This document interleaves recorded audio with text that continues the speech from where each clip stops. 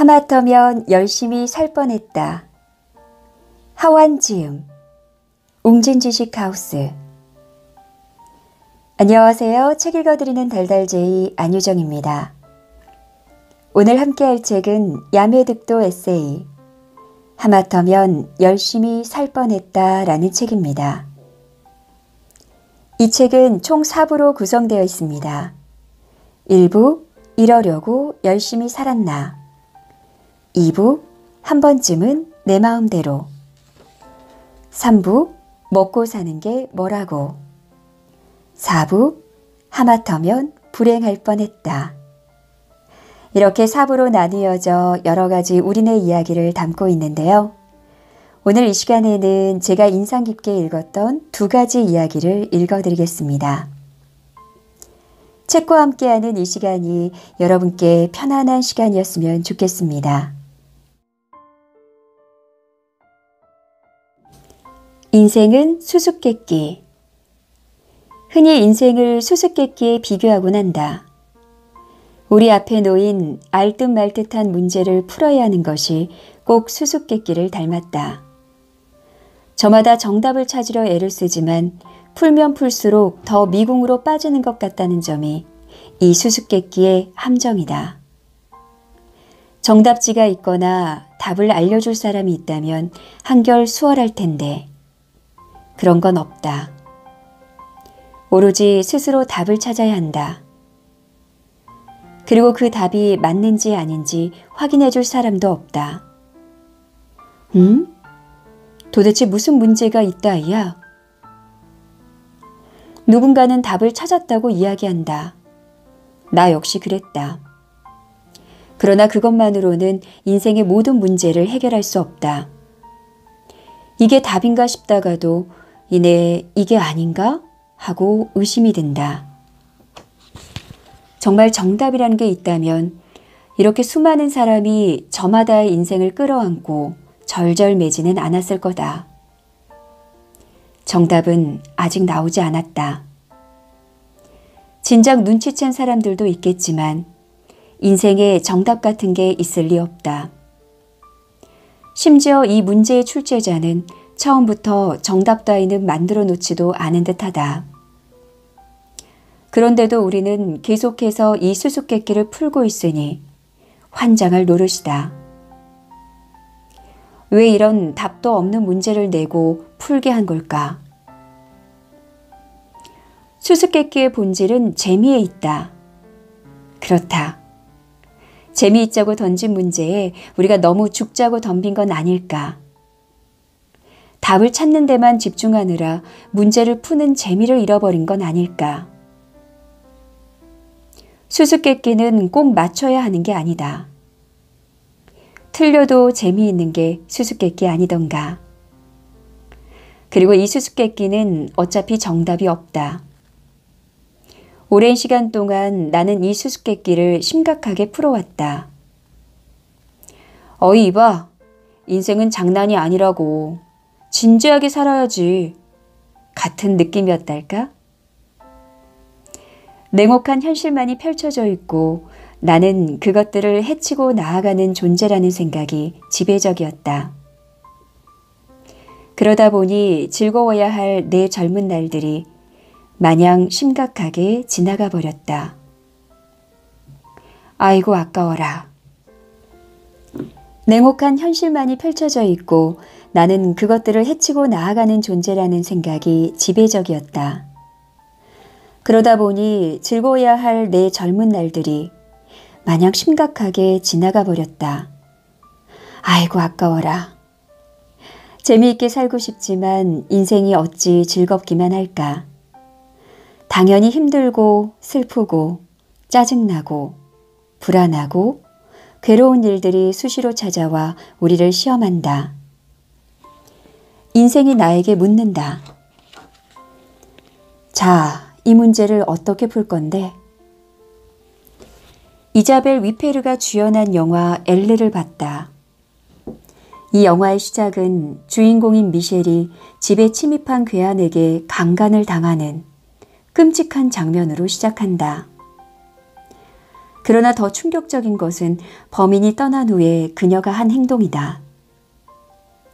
그녀는 아무렇지 않은 듯 담담하게 옷을 추스르고 부서진 그릇들을 치우고 목욕을 한다. 그리고 일상적인 일을 하고 출근을 한다. 그녀의 태도는 너무도 평온하다. 그렇다고 그녀의 고통과 피해가 가볍다는 것은 아니다. 그 사건 이후로도 미셸에겐 풀어야 할 수많은 문제가 들이닥친다. 그녀가 대표로 있는 회사 내부에선 누군가 그녀를 모욕하는 영상을 퍼뜨리고 하나밖에 없는 조금 모자란 아들은 애인에게 이용당하고 감옥에 있는 그녀의 아버지 때문에 잊었던 과거의 상처들이 되살아난다. 그런 문제들에도 그녀는 담담하다. 다른 사람 같으면 울고불고 난리가 났을 일인데 어떻게 그럴 수 있는지 신기하기만 하다. 그런 그녀의 리액션이 이 영화를 끌고 가는 원동력이다. 그녀는 도대체 무슨 생각을 하고 있는 걸까? 과연 그녀는 어떻게 이 수많은 문제를 해결해 나갈 것인가? 궁금해서 계속 지켜보게 된다. 미셸은 울부짖거나 괴로워하지 않는다. 그렇다고 자신에게 일어난 일들을 수동적으로 받아들이는 인물이 아니다. 자신을 강간한 범인을 찾고 당면한 문제들을 해결하려 능동적으로 행동한다. 하지만 문제에 매달리지는 않는다. 그녀는 그 문제들 때문에 결코 일상을 무너뜨리지 않는다. 어찌 보면 문제들을 그냥 내버려 두는 것처럼 보이기도 한다. 급할 거 없어. 어떻게 되나 두고 보자 라는 식이다. 그런데 신기한 건 거의 모든 문제가 해결된다는 것이다. 이 영화에서 문제들이 해결되는 방식은 인상적이다. 주인공의 치열한 노력과 집념으로 문제들이 해결되는 일반적인 스릴러와는 달리 저절로 해결되는 것처럼 보인다. 주인공이 아무것도 하지 않았거나 아주 작은 일만 했는데 문제들이 살아 움직이듯 해결된다. 혹은 주인공이 의도했던 방향과는 다르게 일이 흘러가 해결되기도 한다. 그러나 이런 해결이 황당하거나 비현실적으로 느껴지지 않는다. 오히려 현실에 더 가깝다는 생각이 든다. 세상은, 인생은 절대 단순하지 않다. 나 혼자서 다 풀어낼 수준의 문제가 아니라는 이야기다. 미셸은 그 사실을 알고 있었던 걸까? 그녀의 초연한 태도는 거기서 나온 걸까? 가끔은 인생에 묻고 싶어진다. 왜 이렇게 끝도 없이 문제들을 던져주냐고. 풀어도 끝도 없고 답도 없다. 이쯤 되니 인생이 하나의 농담처럼 느껴진다. 정답 없는 수수께끼 같은 농담 말이다. 농담을 걸어온다면 농담으로 받아쳐주자. 심각할 필요 없다. 매번 진지할 필요도 없다. 답을 찾을 필요는 더더욱 없다. 농담을 못 받아치고 심각하게 대답하는 것처럼 센스 없게 살고 싶지 않다. 내 미래는 여전히 불안하고 현실은 궁상맞지만 과거처럼 비관적으로 반응하지 않겠다. 이건 답이 아니라 리액션이 중요한 시험이니까. 내 리액션은 괜찮은 걸까? 두 번째 이야기를 읽어드립니다.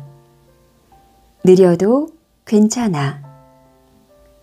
식당에 가서 음식을 시켰는데 30분이 지나도록 음식이 나오지 않는다. 만약 그런 일이 일어난다면 어떤 기분이 들까?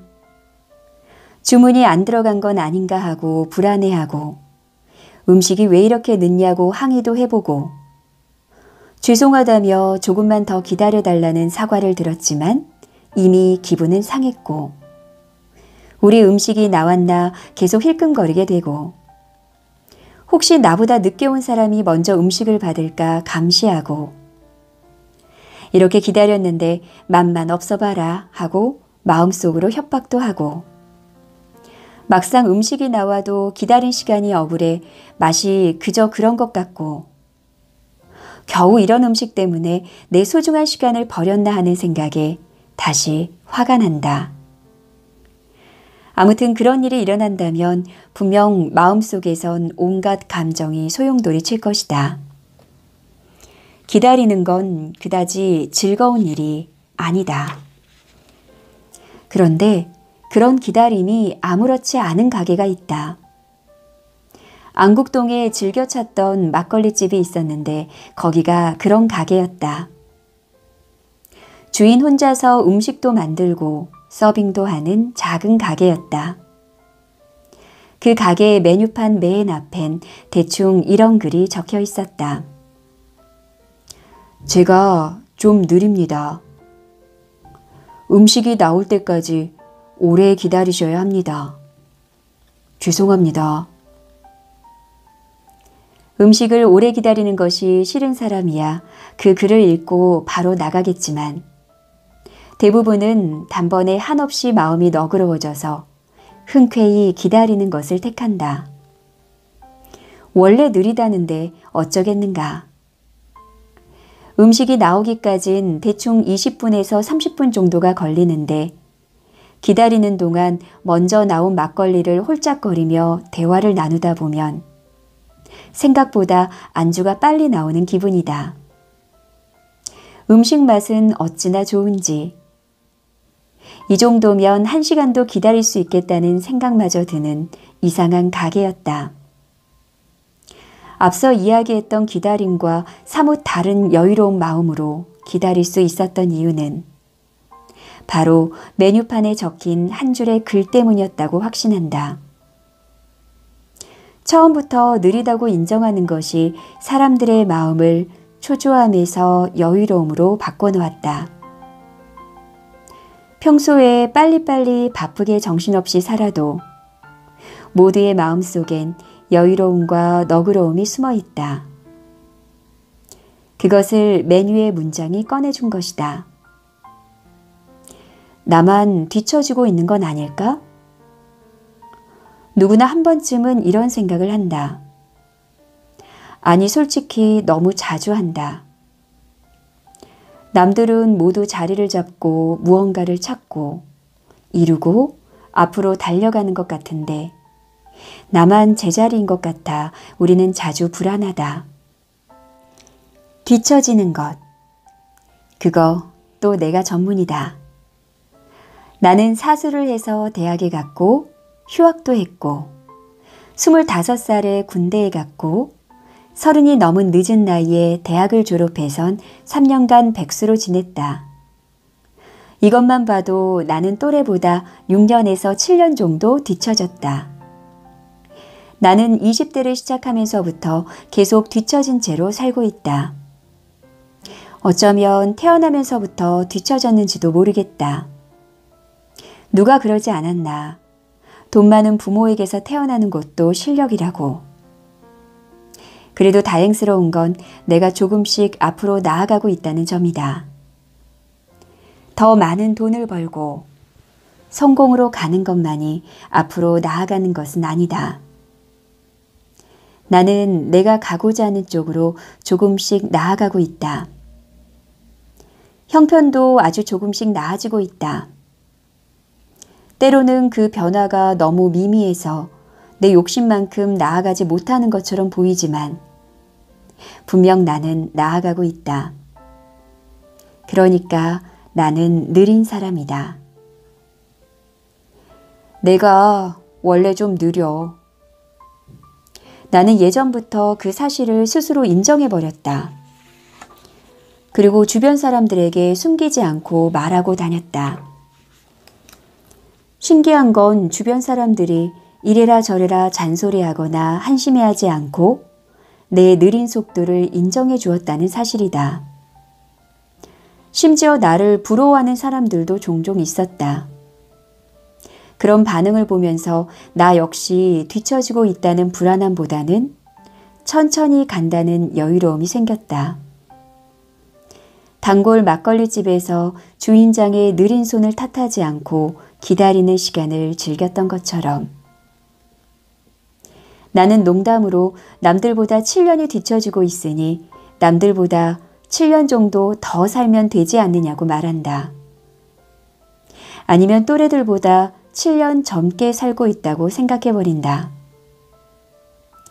나는 느린 만큼 젊게 산다.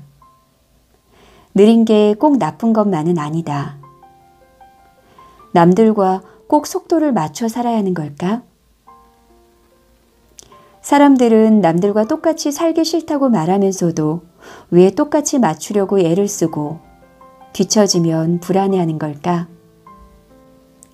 그리고 설령 뒤처지고 느리다고 한들 그게 큰일일까? 사람은 각자의 속도가 있다. 자신의 속도를 잃어버리고 남들과 맞추려다 보면 괴로워진다. 남들과 다르게 천천히 걷는 것만으로도 남들과 전혀 다른 삶이 된다. 개성이다. 오, 유니크. 내 삶이 완전히 불안하지 않다고는 말하지 못하겠다. 나도 종종 불안하다. 하지만 남들보다 뒤처진다는 불안은 크게 없다. 어차피 나는 느리니까. 그리고 천천히 가다 보니 남들은 저만치 앞서 뛰어가 버려서 어느 쪽으로 따라가야 하는지 보이지 않는다. 그래서 나는 남들이 어디로 갔든 상관없이 그냥 내 길을 걸어갈 뿐이다. 같은 방향으로 가지 않으니 앞서가네 뒤처지네 하는 비교 자체가 무의미하게 돼버렸다. 혹시 지금 뒤처지고 있는 건 아닐까 불안하다면 아마도 뒤처진 게 맞을 거다. 하지만 뒤쫓을 필요는 없다. 자신만의 속도와 길을 찾는 게 더 중요하다. 느린 건 창피한 게 아니다. 인정하자. 우린 뒤처졌다. 그래서 뭐 어쩌라고. 이런 뻔뻔함이 너무 좋다. 이왕 늦은 거 천천히 가면 어떨까? 인생도 더 길어졌는데 빨리 가서 뭐 하려고 그러나. 나 혼자 느릿느릿 가려니 외로워서 그런다. 같이 천천히 가자. 만약 모두가 합심해서 뛰지 않는다면 이 지긋지긋한 경쟁사회도 달라질지 모른다. 정말이라니까? 정말 공감되는 이야기 아닌가요? 하마터면 열심히 살 뻔했다. 제목에 이끌려 집은 책인데 저도 인생에 대해서 많이 배운 책입니다. 여러분께서도 인생에 대한 고민이 생길 때 한 번쯤 읽어보셨으면 좋겠습니다. 오늘 내용이 편안하셨다면 좋아요와 구독 부탁드립니다. 저는 다음에도 유익하고 좋은 책으로 찾아오겠습니다. 고맙습니다.